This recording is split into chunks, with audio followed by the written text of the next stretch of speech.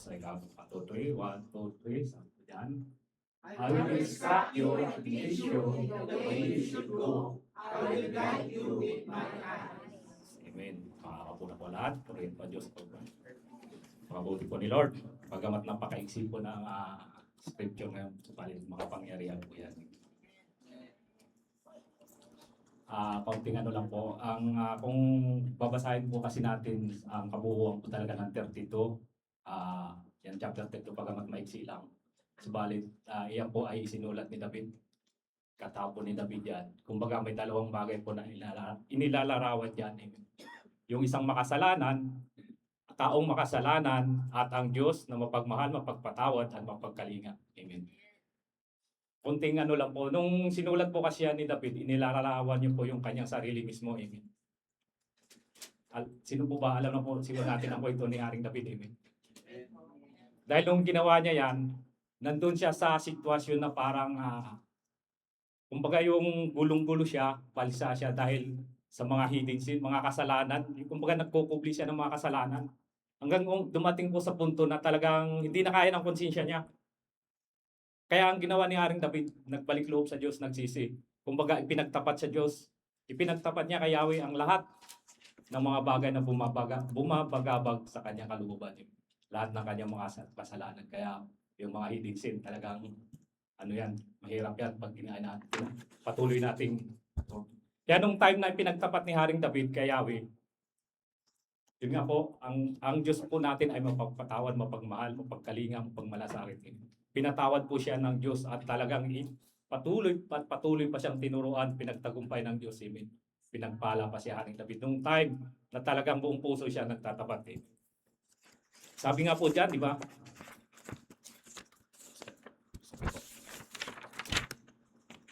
Ituturo sa Tagalog. Ano ko na lang po. Ituturo ka sa iyo. Tuturuan kita ng tamang daan na dapat mong lakaran at papayuhan kita na ang aking mga mata ay nakatitig sa iyo. Ibig sabihin talagang napakalalim po. May malalim po na ano yan, kahulugan kung ating pong pagbilay-nilayan. Because the Word of God, walang iba talaga makapagpatuturo sa atin anuman ang ating sitwasyon na kinalalagay kundi Word of God lang. At ang Diyos po ay talagang tapat yan. Pag sinabi ng Diyos na tuturuan kita, aakayin kita, ituturo ko sa iyo ang daan na dapat mong lakaran. Hindi po yan kapahamakan, kundi para po yan sa ating kabutihan. At kung titingnan po natin na ang kanyang mga mata ay nakatitig sa akin, ibig sabihin may personal. Kumbaga nandun yung personal na, kumbaga yung lapit. Amen? Kasi nakatitig kung malapitan, kumbaga nandun yung relasyon talaga. Amen? Kumbaga, hindi tayo pababayaan ng Diyos. Amen? Sabi nga dyan, di ba, madalas, di po, madalas po kasi tayong malito pagdating sa mga desisyon sa buhay, maaaring ito'y sa trabaho, pamilya, o sa kinabukasan natin. Amen? Na kung minsan tayo ay nawawalan ng direksyon na kumbaga naguguluhan na tayo, hindi na natin matukoy kung ano talaga ang tama. Dahil marami nang gumugulo sa ating isip trabaho, pamilya, relasyon. Amen? At marami pa tayong mga bagay na gusto makamtan sa mundong ito. Nag-halo-halo na kaya minsan napapaupo na lang tayo, natutulala, hindi na natin alam kung ano ba talaga. Amen? Subalit nangangako po ang Diyos na siya mismo ang magiging guro natin. Hindi niya tayo iiwan na basta na lang kumbaga manghuhula tayo kung ano ba talaga ang dapat nating unahin, kung saan ba talaga tayo. Di ba ganon? Dahil ituturo mismo ng Diyos ang tamang landas na ating tatahakin. Because God knows kung ano makakabuti sa atin. Hindi yung alam natin, nasa akala natin makakabuti, pero ang Diyos ang higit nakakaalam kung ano po talaga makakabuti para sa atin. Amen. Kaya napakahalaga po na talaga magtiwala tayo. Amen. Salita ng Diyos sa Diyos. Amen. Gaya nga sinasabi din dyan, napapayo sa Tagalog, papayuhan kita. Amen. Ang Diyos po ay hindi lamang nagbibigay ng mga batas. Alam niyo naman po sa Old Testament, di ba? Ang daming mga batas dati na binibigay ng Diyos. Batas, patakaran. Amen. Ang Diyos din po siya din po ay nagbibigay ng personal na payo, kumbaga intimate relation. Sabi ko nga kanina, di ba, pagka nakatitig, ikaw ba, pagka ikaw tumingin sa isang tao, di ba, malapit. Kaya ang Diyos mismo, personal siya magbibigay ng payo sa iyo. Hindi payo ng sanlibutan, kundi Diyos mismo. Amen. Ang Diyos mismo ang personal na magbibigay ng payo ng karunungan sa pamamagitan po ng kanyang salita, through His words. At sa banal na espiritu na binibigyan niya tayo ng payo na akma sa ating mga pangangailangan at sa sitwasyon sa buhay natin. Amen po. Kaya nga nasabi ko kanina, Diyos lang po kasi ang nakakaalam kung ano talaga ang tunay nating kalagayan. Amen.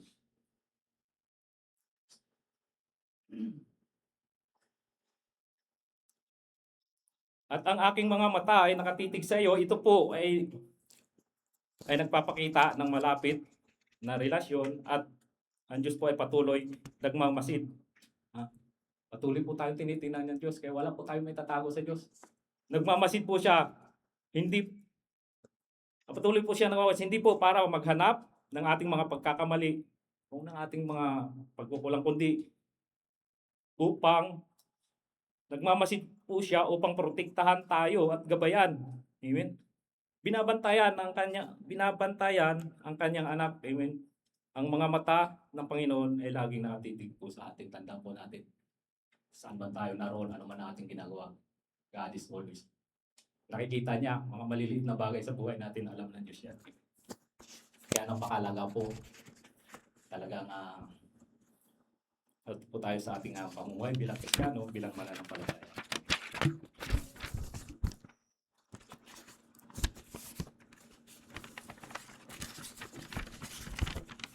Naranasan na po ba natin, mga kapatid? Naranasan na ba natin na mawalan ng direksyon sa gitna ng isang desisyon na kung saan parang nakatayo tayo sa mga sangasangang daan? Kumbaga, ang dami na ating iniisip, gaya ng sabi ko kanina, sangasangang daan, magulo, na hindi natin tiyak kung saan tayo tutungo sa ating buhay, at madalas po tayong umasa sa sarili nating unawa, o sa payo ng iba. Sino po nakakaranas na ganito? Pag marami tayong problema, tumatakba tayo sa kapitbahay, sa mga kaibigan, di ba? Napapayuhan naman tayo ng mga yan, ng mga kaibigan. Depende kung ano yung problema na inalasan. Subalit, ang payo nila ay hindi po kagaya talaga ng payo ng Diyos na binibigay sa atin. Na kung minsan, pag may problema pa tayo, lalapit tayo sa kanila, imbis isa, dalawa lang nakakaalam. Bukas ng umaga, pagising mo, halos lahat ng kapitbahay mo, pinag-uusapan ka na, di ba? Pero si God, hindi po ganyan. Si God. Dahil si God, once na ipinagtapat mo kung ano yung mga daladalahin natin, mga nagpapabigat sa atin, amen, tuturuan niya po tayo. Sabi kanina, through His Word, through the Holy Spirit, amen. Ang kailangan lang po talaga natin ay rinta. Imbis na lumapit tayo kung kani-kanino, lumapit tayo sa Diyos. Dahil Diyos lang naman talaga nakakalamat. Siya lang makapagbibigay talaga ng solusyon sa anumang mga bagay na ating mga narating mga problema. Amen? Ngunit dito po sa ating talakayan, may ibibigay ang Diyos sa atin na tamang direksyon o guide natin sa ating buhay bilang mga mananampalataya ng Panginoong Hesus Kristo, at nangako siyang gagabay, magtuturo at magbabantay sa bawat hakbang natin. Amen. At alam niyo ba, mga kapatid, na ayaw ng Diyos na nakikita tayong nag-iisa. Nakikita tayong nag-iisa sa ating mga desisyon at mga pinagdadaanan. Amen. Ayaw ng Diyos ng ganoon. Dahil ayaw ng Diyos na nakikita ang kanyang bayan na nahihirapan. Ayaw ng Diyos ng ganoon dahil ang nais nga ng Diyos ituruan tayo. Dalhin tayo sa daan na dapat talaga natin lakad. Daan na talagang para sa ating ikabubuti. Hindi lamang niya tayo pinapanood mula sa malayo, kundi nais niya po tayong akayin ng may pagmamahal na ng kanyang mga mata ay nakatitig sa atin, hindi po upang magbantay sa ating mga nabanggit mo na po, kundi upang magbigay sa atin ng direksyon at kalinga, dahil nagmamalasakit po siya sa atin sa bawat hakbang natin sa ating buhay. Amen. At sa mundong ito ngayon, patid naman po natin na talaga napakagulo na ng mundo. Ngayon, amen. Napakaingay. Amen. At nababalis tayo sa tuwing nakakarinig tayo ng mga bagay-bagay. Amen. Dahil magulo at nababalis at mabilis na takbo ng panahon. Amen. Napakadali nating, amen, magpadala sa takot. Amen. Napakarami natin lindol, kung ano-ano. Amen. Sa takot at pag-aalala, kadalasan pa nga, pinipilit pa nating kontrolin ang ating kinabukasan, aminin man natin o hindi. Marami po sa ating ganito.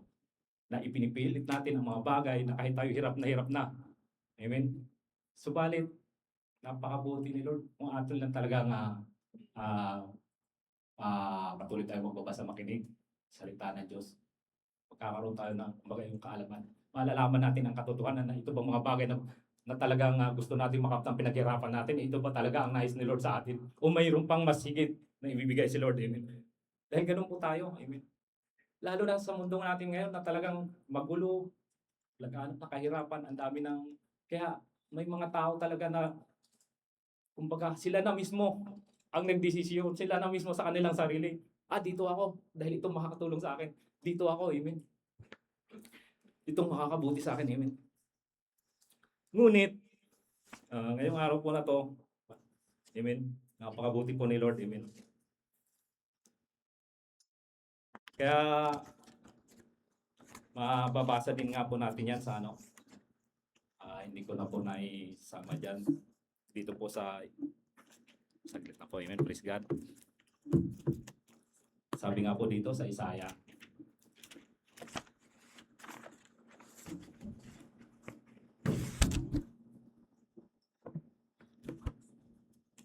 sabi nga po sa Isaiah 48, chapter 17 po, sinasabi po doon, amen. Ganito ang sabi ng banal na Diyos ng Israel ni Yahweh, na sa iyo ay tumubos, ako ang iyong Diyos na si Yahweh, tuturuan kita para sa iyong kabutihan, papatnubayan kita sa daan na dapat mong aaranin. Medyo parehas lang po hindi ko lang po naisama dyan sa slide. Dahil tunay nga na talagang wala pong sino man ang makapagbibigay talaga sa atin ng tamang direksyon sa mundong ito. Dahil ang mundong ito ay talagang magulo, sa dami nating narinig, nalilito na tayo kung sino ba talaga o kung saan tayo dapat tutungo. Subalit, huwag po nating kaligtaan. At batid ko naman po na talagang kilala niyo po at nakakilala kayo sa Diyos dahil ngayon pa lang tumugon kayo sa kanyang paanyaya. Amen. Huwag po nating kaligtaan na ang Diyos mismo, may Diyos po tayo na talagang handa tumulong, handang umalalay sa atin, handa tayong akayin. Ang kailangan lang po natin ay talagang buong puso, amen, na sumunod sa Kanya. Gaya kan po ng sabi dyan sa Psalms, sa mga awit po, chapter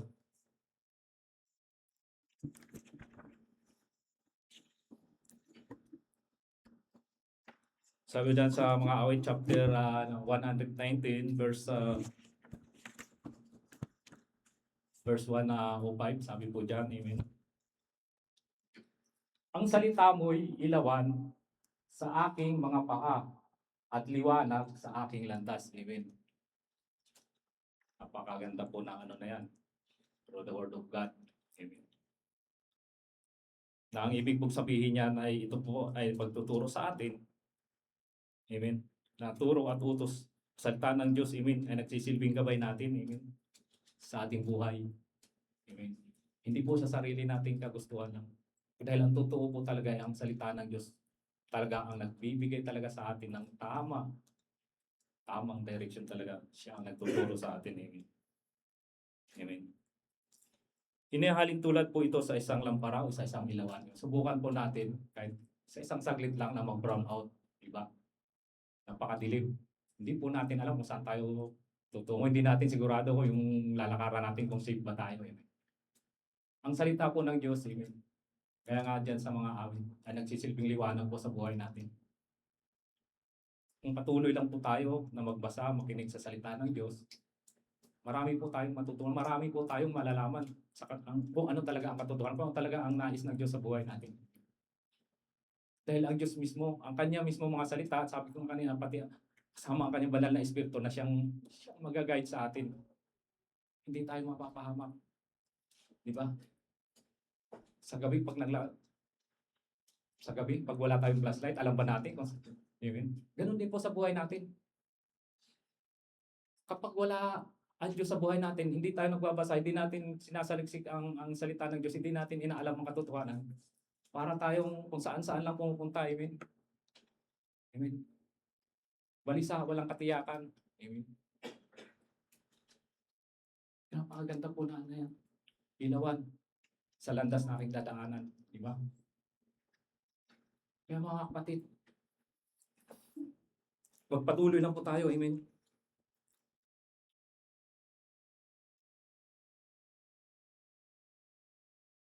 Sabi diyan, upang hindi tayo maligaw sa paglakad. Amen. Gayon din po ang salita ng Diyos na nabibigay sa atin ng karunungan upang makagawa po tayo ng desisyon sa bawat araw ng ating buhay. Amen. Kaya napakainam sa umaga pa lang siguro paggising kaysa cellphone. Kasagad tayo ng Bible para magkaroon tayo ng kapanatagang peace of mind. Yun. Para pagdating natin sa ating mga trabaho, anumang mga bagay sa ating paligid, mga ingay, mga gulo, mayroon na tayong protection through the Word of God. Binibigyan niya ng kaliwanagan ng ating puso, ating isipan through His Word. Diba? Amen po? Kaya po, upang karoon tayo ng desisyon sa bawat araw ng ating buhay habang tayo po ay nirito pa sa mundong ito. Amen.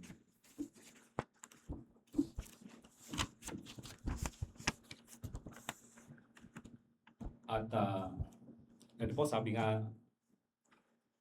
po, ang salita ng Diyos ay talagang nagtuturo sa atin kung tayo po ay laging narinig o nagbabasa. Subalit mag-iingat po tayo kasi sabi nga po sa ano, di ba?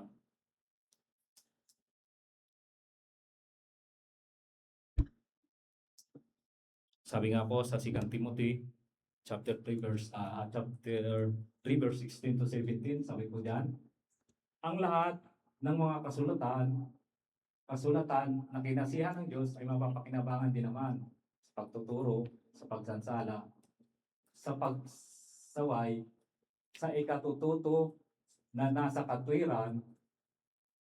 Amen. Dahil tunay nga po, lahat ng mga bagay, lahat ng mga salita na ibinigay sa atin ay talagang makakatulong po sa atin, tuturuan tayo kung ano ang tama, kung anong mabuti, kung anong masama. Amen. Kasama po doon yung sabi diyan, yung pagtapik sa atin kapag tayo, foul na yan. Mayroon pong conviction, tuturuan po tayo.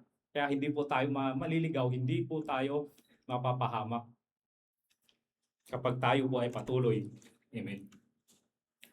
Ngunit may sinasabi din po sa 1 Timothy chapter 6 verse 3-4, sabi po diyan, kung nagtuturo ang sinuman ng ibang katuruan at di sang-ayon sa mga tunay na salita ng Panginoong Hesukristo at sa mga aral sa pagiging makadiyos, amen.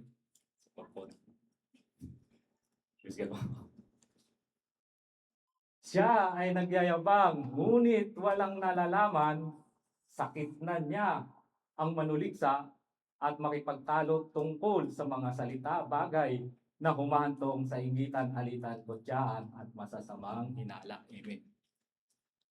Mga kapatid, paalala din po yan, mag-ingat po tayo. Dahil napakarami na po. Talaga, laganap na po yan kahit mga bulang propita. Amen. Alam kong batid niyo po at naririnig niyo rin yan na marami ng mga iglesia, mga religious group na talagang hindi na sila nagkasundo-sundo. Kasi dahil nga po dyan, amen. Kaya napakalaga po sa atin, nakakablis nga po dito sa PGWN, di ba? Kapag sa ganitong nagbe-preach, talagang ini-encourage po na bawat isa may hawak na Bible. Dahil hindi po lahat ng itinuturo o sinasambit ng preacher, minsan nagkakamali din po sila. Amen. Kaya nga, nakablis po dito eh. Dahil lagi tayong may hawak na Bible at alam natin na ang tinuturo at ang sinasabi ay base lamang doon sa katotohanan nito.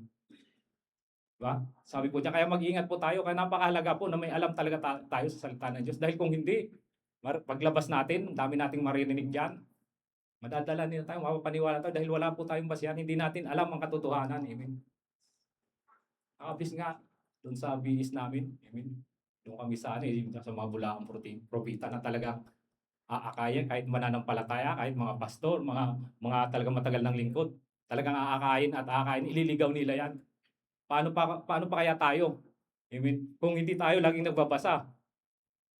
Amen. Nakikinig man tayo, balit hindi tayo nagbabasa ng salita, hindi tayo nagbabasa ng Biblia. Amen. Kung ano yung narinig natin, maniniwala tayo. Amen. Dahil ganun po ang nangyayari sa mundo natin ngayon. Amen.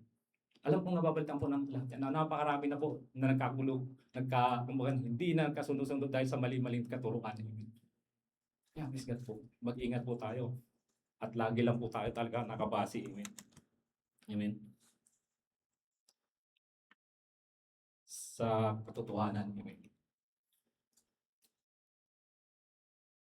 Ngunit sinasabi din po sinasabi din po sa Kawikaan, amen. Chapter 2, verse 6 to 8, sabi po diyan, sapagkat si Yahweh ang nagkakaloob ng karunungan sa bibig niya, ang kaalaman at unawa ay bumubukal, binibigyan ng unawa ang matuwid ang pamumuhay, at ang taong matapat ay kanyang iingatan.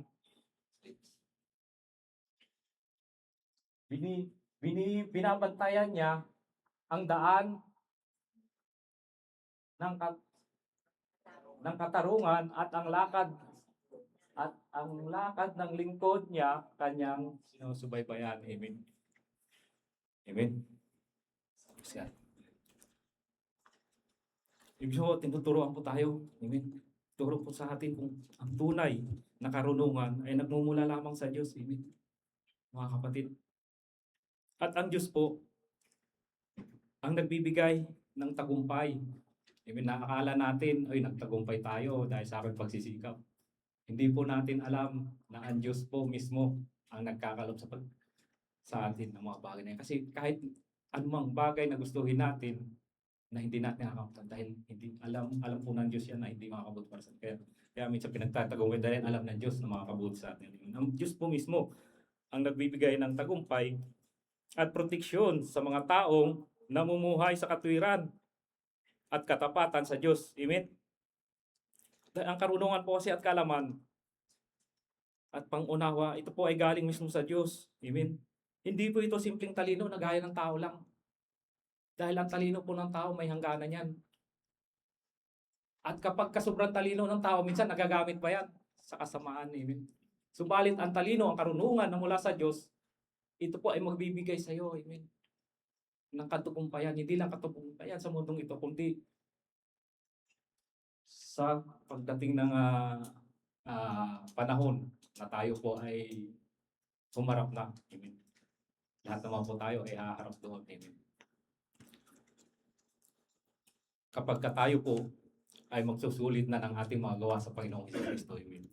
Doon po natin mararanasan ang katagumpayan na sinasabi, pinangako ng Diyos sa bawat isa sa atin. Amen.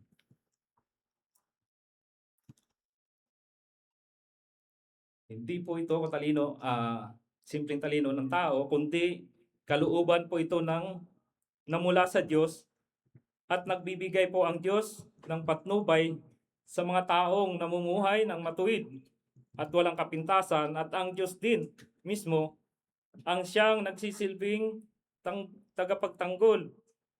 Ang Diyos po ang nag-iingat sa landas ng mga matuwid at nagtatanggol sa mga nagmamahal at sumusunod sa kanyang kalooban. Amen. Napakabuti po ni Lord. Tanda po natin mga kapatid. Kaya wala po tayong ibang tumingin sa iba. Tumingin lang po tayo kay Lord. Amen. Sa buhay natin, lalo sa panahon ito, na lagi na natin narinig, kasi God coming is near.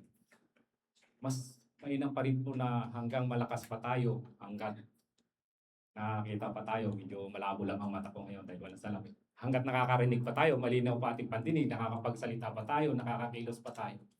Huwag na po tayo mag-aksaya ng oras. Sayang, napakarami ng pagkakataon na binigay sa atin ng Diyos. Ako, dahil 40 ko na nakilala si Lord sayang yung ilang panahon. Amen. Subalit, napakabuti ni Lord. Dahil kahit na minsan talagang natulad sa atin na pasaway, kaya nga tinatapik tayo minsan ni Lord. Di ba? Huwag po tayong mag-aksaya ng panahon, mga kapatid. Amen. At sabi nga din po dyan sa Awit, chapter 37, verse 22-24, sabi po dyan.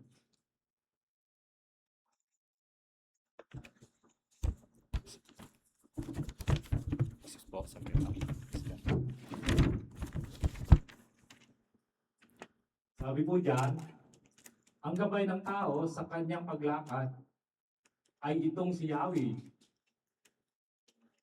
Kung nais maligtas, ang gabay ng tao sa kanyang paglakad ay itong si Yahweh kung nais maligtas. Sa gawain niya, ang Diyos nagagalak. Kahit nababuwal siya ay babangon pagkat si Yahweh sa kanya itutulong. God, po natin dyan. Amen. Sabi po dyan.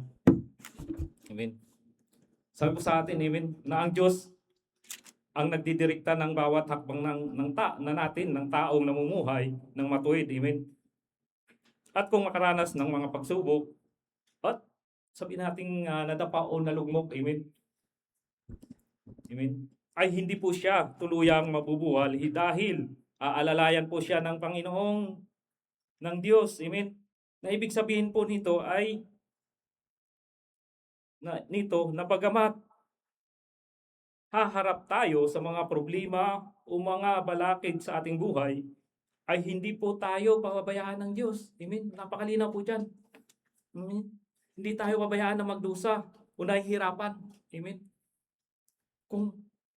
Kung tayo po ay patuloy lang na sumusunod, kung tayo po ay patuloy magtiwala, amen, sa Diyos, sa kanyang mga salita, amen. Amen. Ginagabayan po ng Diyos, amen, ang bawat hakbang ng taong nakakalugod sa kanya, amen. Pasok po natin dyan, amen. Nagagalak po ang Diyos pag nakikita na ang bawat hakbang natin, namumuhay tayo na ayon sa kanyang kalooban, nasisihan po siya, amen. Diyan, no? Amen. Ang Diyos ay nagagalak, amen. Sabi diyan, sa gawain niya, sa gawain po natin, sa lahat ng mga itinuturo ng Diyos sa ating kapag ito po ating sinusunod, nagagalak po ang Diyos na makita ang kanyang bayan na naging tapat sa kanya, amen. Napakabuti po ni Lord, amen. Pinapakita po ng Diyos, amen, ang kanyang personal, amen, na pagmamalasakit, amen, at pagbibigay ng direksyon sa buhay ng bawat isa sa atin, ng bawat taong tumutupad at tapat sa Diyos. Yan ang makabuti.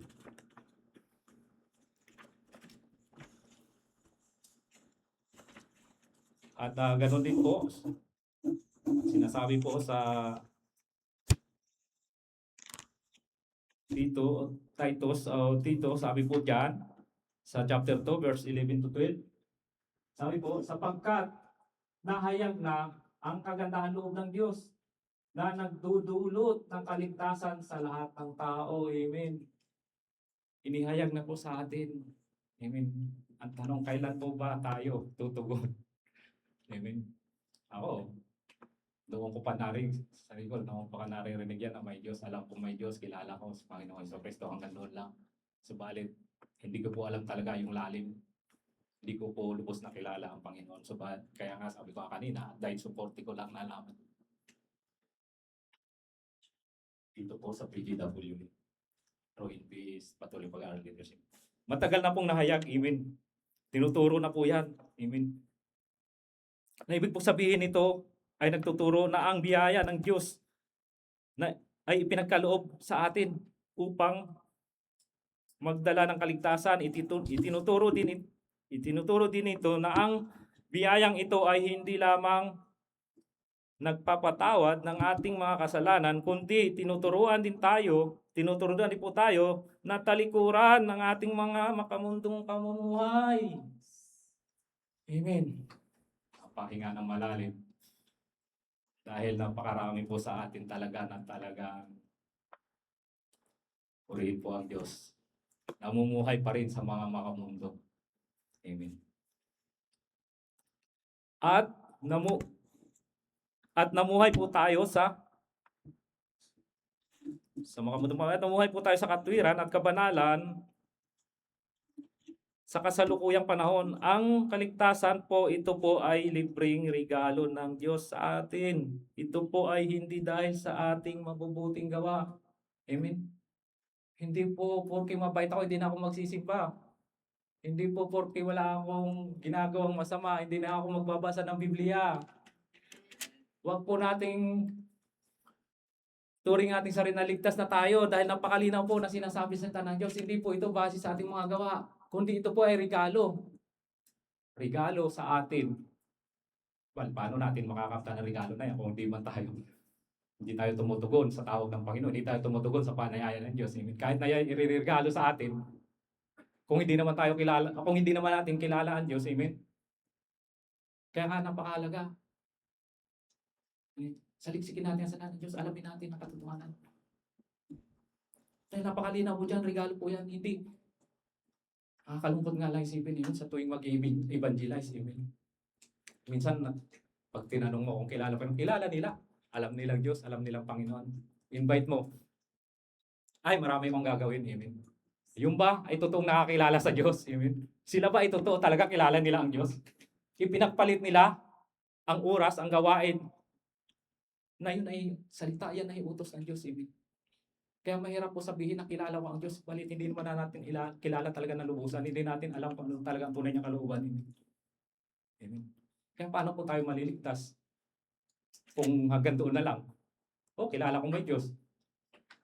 Kung kailang may problema, tsaka lang lumalapit. Diba? Kung kailang bigat na hirap na, tsaka lang naaalala ang Diyos.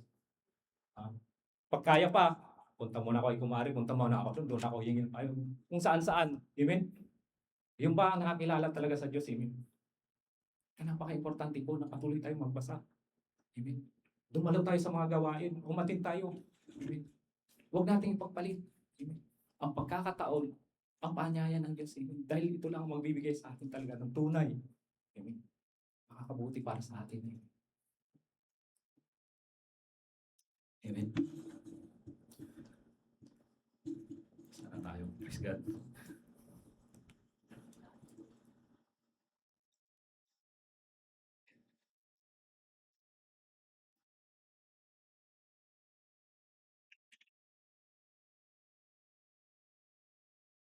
Amen. At sabi po dito, at sa kanyang dakilang pag-ibig sa atin, at ang biyaya ng Diyos ay may kapangyarihang baguhin ang ating buhay. Amen. Ipinapakita po nito na ang tunay na pananampalataya ay may kaakibat na pagsunod, ay may kaakibat na pagbabago, gaya ng pagtalikod sa mga kasalanan at mamuhay ng matuwid at ayon sa kalooban ng Diyos, mamuhay ng may kabanalan. Amen.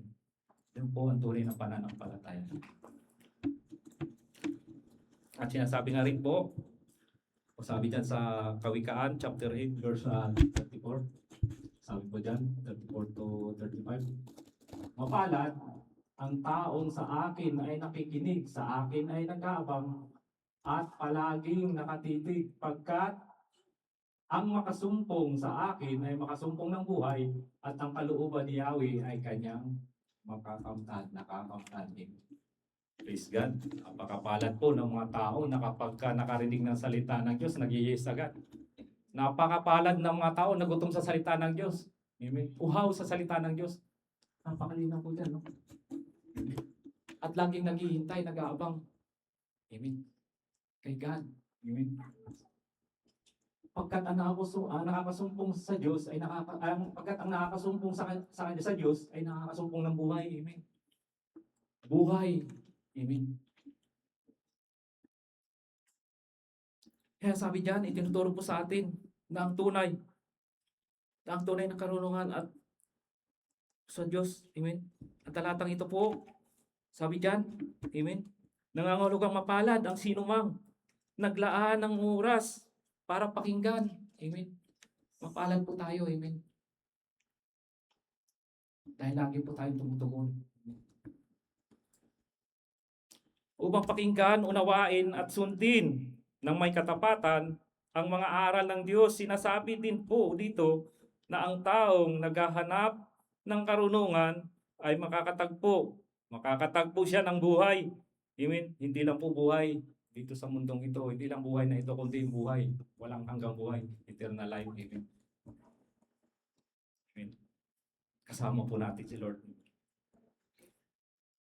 Amen. Ng buhay na walang hanggan, eternal life, at biyaya mula sa Panginoong Hesukristo. Amen. Napakaganda po ng kapatid. Kaya sa isang linggo, isang beses nga lang, di ba? Every Friday lang dito sa Southeast, iba ang linggo. Hindi pa natin mapagbigyan si Lord. Samantalang sinasabi dyan, no? Mapapalad yung mga naghihintay, nag-aabang kung kailan. Kaya nga kung may pagkakataon po kayo, pag may oras pa kayo, pwede po kayong sumali, may mga BS po. Online, hindi po mahirap. Amen. Kaya sabi din, no? Palaging nakikinig, palaging nag-aabang. Huwag po nating kaligtaan lahat ng mga gawain hanggat maaari. Amen. Dahil tunay na masusumpong nga natin ang biyaya, biyaya ng buhay, buhay na walang hanggan. Amen. Ha? Amen. At ganun din po, sinasabi din po dyan sa mga awit, chapter 121, verse 78, si Yahweh ang siyang sa iyo'y mag-iingat, sa mga panganib ikay ililigtas. Si Yahweh ang siyang sa iyo'y mag-iingat, saan man naroon, ikay iingatan, di ka maano kahit kailanman. Amen. Praise God. Talagang kapag tayo po ay nagpatuloy lamang. Amen. Hindi po tayo papabayaan. Saan man tayo naroon sa ng ating ginagawa. Amen. Sabi po dyan, amen.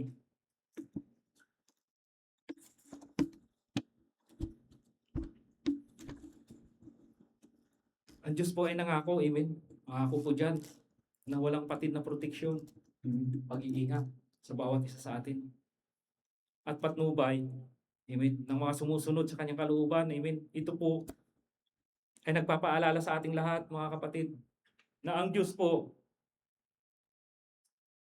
ay siya pong kanlungan natin, yung parang ano natin, sabi nga doon yung tanggulan, kublihan, amen, sa oras ng panganib, sa oras na amen.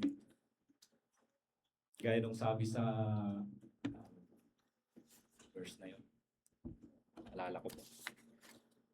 Sabi doon sa Psalms, parang Psalms 62 verse 8, hindi po naisama dyan. Sabi nga po doon, amen, trust in Him at all times.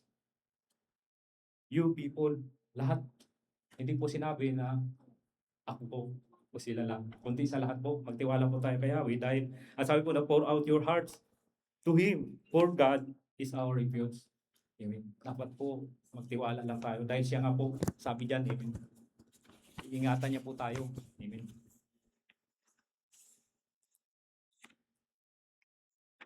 Sa lahat ng kapahamakan, amen, sa mga panganib at kasamaan, amen. Amen. Proteksyonan niya tayo, amen. Laban nga po doon sa lahat. Amen. Kapahamakan, panganib, kasamaan. At ang ibig sabihin po nito ay iingatan ng Panginoon ang iyong paglabas.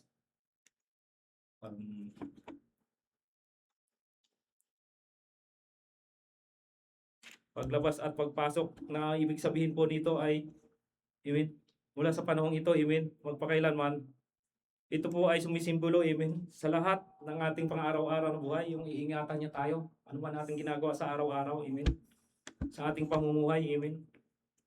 Sa madaling salita po, ang ibig sabihin po ay kahit saan man tayo na magpunta, ay kasama po natin ang Diyos na patuloy na gumagabay sa atin. Inilalarawan po dito ay yung walang katapusang katapatan. Amen.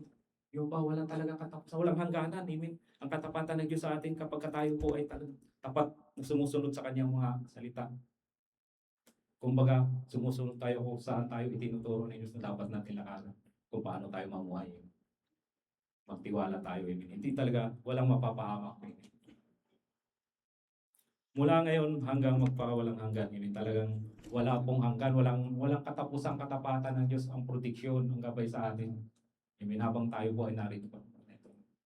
Basta sumunod lang po tayo, sundin natin ang buong puso, magtiwala tayo. Amen. Kaya nga sabi niya, trusting God's direction. Diba?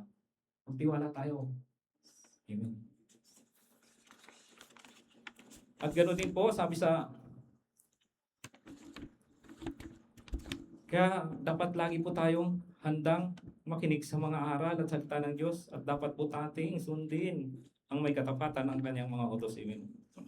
At sabi nga po dyan sa John chapter 10 verse 26, sabi po dyan, nakikinig sa akin ang aking mga tupa, nakikilala ko sila at sumusunod sila sa akin. Amen. I believe na lahat tayo ay bayan ng Diyos. At kilala po natin ang Panginoong Kristo dahil nakikinig tayo sa Kanya sa mga sandaling ito, sa araw na ito. Amen. Sumunod tayo sa Kanyang paanyaya na tumugon tayo. Amen. Amen.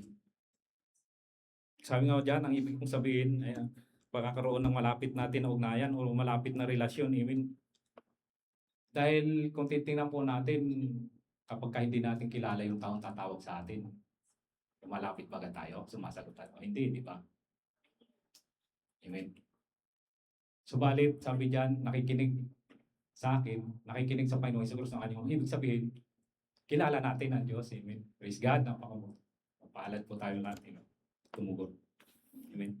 Sabi nga po dyan, amen, malapit na relasyon at sa pagitan ng Panginoong Hesukristo at ng kanyang mga tagasunod, ipinapakita po dito na ang tunay na mananampalataya ng Panginoong Hesukristo ay dapat nakikinig at sumusunod sa kanyang mga utos at kilala din sila ng Panginoong Hesukristo. Amen. Kilala din sila. Amen. Paano tayo makikilala ng Panginoong Hesukristo? Amen. Makikilala tayo ng Panginoong Hesukristo kung tayo mismo sa ating sarili. Kaya sabi kanina, makinig, magbasa, mag-aralan ka ng salita, magkaroon ng intimate relasyon, mamuhay ng ayon sa kanyang kalooban. Dahil baka matulad po tayo sa sinasabi mismo sa salita ng Diyos. Pagdating ng panahon, Panginoon, Panginoon, tumatawag sa Kanya. Di ba'y nagpapalayas kami ng masamang espiritu sa pangalan niyo? Subalit, anong sagot ng Panginoong Kristo? Hindi ko kayo kilala. Nakakatakot po yung ganun. Diba? Naakala natin sa ating sarili, kilala natin ang Diyos. Naakala natin sa ating sarili, lumalakad tayo ayon sa salita ng Diyos. Subalit, makikilala lang talaga tayo ng Diyos kung tayo po talaga ay nagpapatuloy. Magpatuloy na magpatuloy, magbasa, makinig ng salita ng Diyos, mag-meditate. Amen. At sumunod. Amen.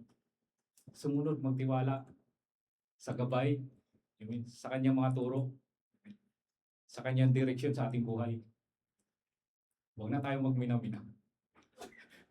Praise God. Pero naniniwala naman ako na talagang kilala po natin, kilala po ng mga kapatid ng Diyos dahil lagi po sila dumadalo sa gawain. At sinasabi nga din po dyan sa mga awit, chapter 95. Chapter 95, verse 7 to 8, sabi po dyan, siya ang ating Diyos at tayo, ang bayan, sa kanyang pastulan, mga tupang kanyang inalagaan at ngayon, kanyang salita ay ating pakinggan. Iyong puso'y huwag patigasin tulad ng ginawa ng inyong magulang nang nasa Meriba sa ilang ng masa. Amen.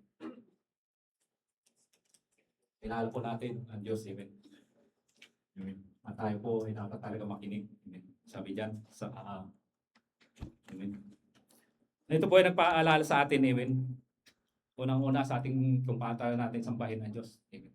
Unang-una sa pagsamba. Amen. purihin ang Diyos. Amen. Paano natin? Ito po ay isang babala din, laban. Amen. Sa matigas na puso, matigas na ulo. Amen. Nabigyan. Amen. Hinihikayat po tayo nito na magpasakop sa Diyos. Amen. Magpasakop ng buong puso, buong lakas, buong kaluluwa. Amen. Amen.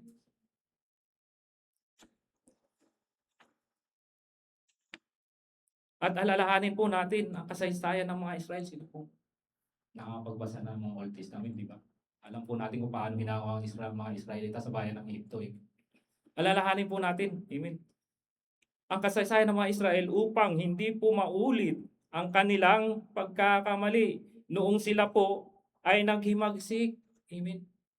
Naghimagsik sa ilang, sabi dyan, nung nasa Meriba, sa ilang ng masa.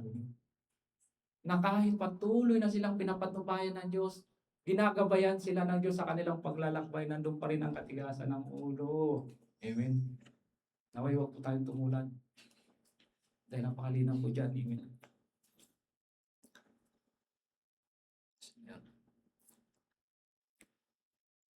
Himagsik sa ilang, inilalarawan po din po dito na ang Diyos bilang ating pastol at tayo ay ang kanyang mga tupa na kanyang inalagaan. Ipinapakita po nito ang pagmamahal ng Diyos sa atin. Amen. At ang kahalagahan ng pagpapasakop na po natin sa patnubay ng Diyos. Amen. At ipinapaalala din po sa atin dito na huwag po nating tularan ang mga Israelita nung sila po ay nasa Meriba. Amen. Nasa lugar na iyon, sila po ay nagreklamo at nagdududa sa kapangyarihan at pag-iingat ng Diyos sa kanila. Amen. Amen. Tama. Isipin po natin sa Old Testament, nung mga time na yon, rekta mismo. Amen. Si Yahweh mismo, kumbaga napakalapit. Diba? Nakikipag-usap sa mga propeta. Subalit, diba? Isipin natin yung mga Israelita kahit na ginabayan siya mula sa bayan ng Egypto kung paano sila hangungin papunta sa ilang doon sa lupang ipinangako sa kanila. Nagre-reklamo pa rin sila. Amen. Tayo. Amen. Amen. Dapat isipin po natin yun. Amen. Tayo. Ngayon, mapalag tayo. Amen. Dahil hanggang sa mga sandaling ito, hindi tayo pinabayaan ng Diyos. Patuloy din tayong sinasamahan, ginagabayan ng Diyos. Iniingatan tayo ng Diyos. Subalit, marami po sa ating pa rin talaga. Maraming dumadangig, maraming mga muni-muni, amen. Naway huwag po nating gayahin yung tularan ng mga Israelita. Dahil ramdam naman po natin kung gaano kabuti sa buhay natin ng Panginoon, kung paano siya kabuti sa atin. Magtiwala lang po tayo. Gaya ng mga Israelita, kahit na nung time na yon patuloy silang sumusunod, ginagabayan ni Yahweh mula sa Egypto papunta sa ilang na yun. Hindi sila pinababayaan. Subalit nagre-reklamo pa rin sila. Kaya maraming nabubuhat, maraming napapahamak ng time na yun. Huwag mo natin silang tularan. Huwag po nating hayaan na maulit muli sa buhay natin ang mga ganong pangyayari. Magpatuloy lang po tayo mga kapatid. Magtiwala tayo buong puso. Amen. At sabi nga din po sa Santiago chapter 1 verse 22, sabi po diyan, mamuhay kayo ayon sa salita ng Diyos. Kung ito'y pinapakinggan lamang ninyo, ngunit hindi isinasagawa, tinadaya ninyo ang inyong sarili. Amen. Amen. Dapat, kung ano po ang inuutos, kung ano po ang pinapabatid sa atin po at sa salita ng Diyos, kung ano po ang tinuturo sa atin. Sa buhay po natin. Amen. Dahil kung pinapakinggan po natin, paglabas natin sa sanctuary nito, paglabas natin sa panambahan, lumabas din yung salita ni Lord. At nagpatuloy na tayo dyan sa mga bagay sa labas, dinadaya natin sarili. Amen. Sabi dyan. Na ibig sabihin po, amen, na ang pagiging tapat na tagatupad ng salita ng Diyos ay makita sa kanyang mga gawa. sa kanyang pamumuhay. Hindi lamang basta tagapakinig na dinarayan sarili, ipinapaalala po sa atin na bilang mananampalataya ng Panginoong Hesukristo ay dapat makita po sa ating mga gawa at sa ating pamumuhay. Amen. Na may pagpapakumbaba at patuloy na sumusunod sa mga aral o salita ng Diyos. Amen. Trust. Pagtiwala tayo. Amen. At ganoon din po sabi sa mga awit chapter 32 verse 9, sabi po diyan, huwag nawa kayong maging gaya ng kabayo o gaya ng mula na walang unawa, na marapat igayak ang busal at ng paningkaw upang ipangpigil sa kanila na kung hindi sila magsisilapit sa iyo. Sino pong lumaki sa hirap dito? Ako, naranasan ko po dati, mag-araro. Akala po. Konting ano lang po may oras pa na. Nung time po kasi yun, ano ko lang po, nanghiram ako ng kalabaw sa bayaw kasi gusto ko matutong mag-araro. Yung kalabaw ng bayaw ko, kahit busis ko, hindi niya kabisado, hindi niya ako kilala eh. Na kahit hilahin ko, sinisigawan ko pa yung kalabaw eh. Ayaw sumunod. Ganun-ganun lang. Sinasabi niya yung paningkaw, yung pang-arinda ba. Hanggang sa dumating sa punto na siguro na ang kalabaw, susuwagin na ako. Pero nung dumating yung bayaw ko, narinig niya lang yung, sabi ng bayaw ko, lumapit yung kalabaw. Hindi niya na kailangan hilahin yung tali. Naintindihan niyo po ba? Huwag po tayong gumaya. Amen. Na kailangan pa tayong hampasin, paluin, o dumanas ng mga maraming pagsubok para lang lumapit tayo sa Diyos. Amen. Sabi nga po dyan, di ba? Ito po ay isang babala sa lahat na huwag kung maging matigas gaya ng binanggit dyan, gaya ng kabayo. Amen. Di ba ang kabayo, pag hindi mo hilahin kung saan po yung direksyon, di ba? Hindi sila, dire-diretso lang sila. Minsan pag matigas pang ulo ng kabayo, kahit, di ba? Kailangan pang hilahin yung paningkaw, amen. Amen. Huwag po tayong ganun, amen. Huwag maging matigas gaya ng binanggit dyan na hayop na kailangan pang pilitin o hatakin pa ang rinda para sumunod. Hinihikayat po tayo na kusang lumapit at sumunod sa Diyos. Amen. Gamit ang ating pangunawa, amen. Gamit upang hindi po at hindi po dahil tayo'y napipilitan lamang. Amen. Tulad po ng makasalanan na ayaw magsisi at patuloy nagmamatigas, amen, sa kalooban ng Diyos, amen. Ganun po, amen. Ang nais po ng Diyos na tayo ay sumunod, amen, sa Kanya dahil naunawaan natin siya. Naunawaan natin ang Kanyang kabutihan, hindi dahil kailangan pa tayong hampasin o pilitin sa pamamagitan ng mga pagsubok na ating nararanasan bago po tayo lumapit sa Diyos. Aminin man natin, hindi marami pong ganito, kung kailang hirap na. Minsan nagtitestimony pa kung paano sila, Lord, di ba? Ganun po si Lord. Na kung minsan tayo sa katigasan ng ating ulo, dumadanas tayo ng mga mabigat na problema. Amen. Ito ay isang paalala sa atin. Kaya minsan, akala natin hirap na tayo, akala natin napakabigat na ng problema natin. Huwag po natin pagmatigasin natin puso. Huwag po na tayo maging kagaya ng binanggit dyan na kailangan pang hatakin. Magpusa na po tayo. Amen. Amen. Dahil naunawaan po natin, alam po natin. Amen. Amen po.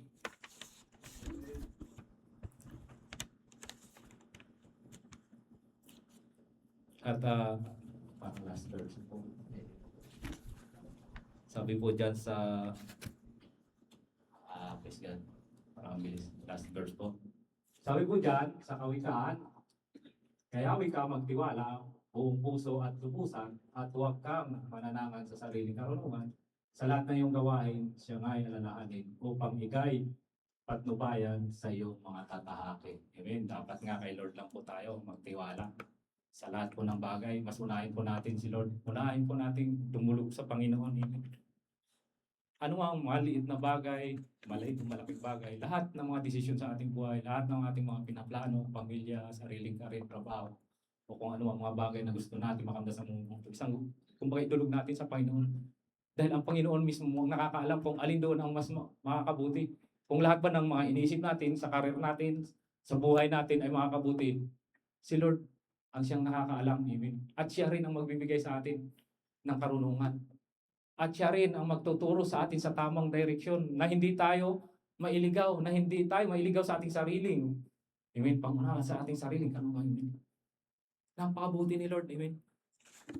Kaya mga kapatid, amen, tinitiyak po ng Diyos na hindi po tayo maliligaw. Amen. Kung tayo po ay magpapasakop sa kanyang karunungan dahil ang gabay po ng Diyos ay hindi pangkalahatan lamang, kundi ito po ay siya po mismo ang personal. Amen. Personal na nakatutok o nagbabantay sa atin, sa bawat isa sa atin. Amen. Amen. Bawat hakbang ng ating buhay. Amen. Kaya nga po, paalala po sa atin ng Diyos ay maging mapagpakumbaba po tayo. Amen. At huwag po tayong at magpakumbaba po tayo at huwag magmatigas upang malayang makakilos at maibigay ng Diyos ang kanyang direksyon, ang kanyang tamang direksyon na dapat nating lakaran, dapat nating sundin, o dapat nating lakaran sa buhay na ito. Amen. Ito po ang Diyos. Napakabuti po ni Lord. Ito lang po. To God be the glory. At tayo po'y makakatayo.